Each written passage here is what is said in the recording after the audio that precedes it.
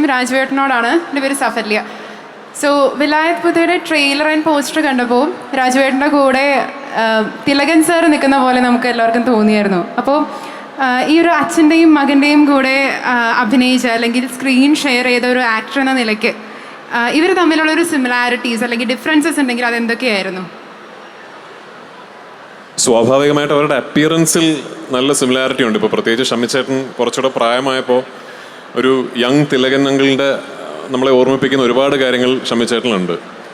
ഞാൻ നേരത്തെ പറഞ്ഞ പോലെ ഈ സിനിമയിൽ ഷമ്മിച്ചേട്ടൻ കുറച്ച് പ്രായമായ ഒരു അപ്പിയറൻസ് ഉണ്ട്. ഓഫ് കോഴ്സ് അത് മേക്കപ്പാണ്. പക്ഷേ എനിക്ക് ആ അപ്പിയറൻസിൽ ഒരുപാട് തിലകൻ അങ്കിളിനെ ഓർമ്മ വന്നു. കാരണം ഞാൻ തിലകൻ അങ്കിളിൻ്റെ കരിയറിൻ്റെ അവസാന ഘട്ടത്തിലെ ഏറ്റവും ഞാൻ നല്ല സിനിമകളിൽ ഒന്നെന്ന് വിശ്വസിക്കുന്ന ഇന്ത്യൻ റുപ്പിയിൽ കുറച്ചധികം നാളുകൾ ഞാൻ അദ്ദേഹത്തോടൊപ്പം സ്പെൻഡ് ചെയ്തിരുന്നു.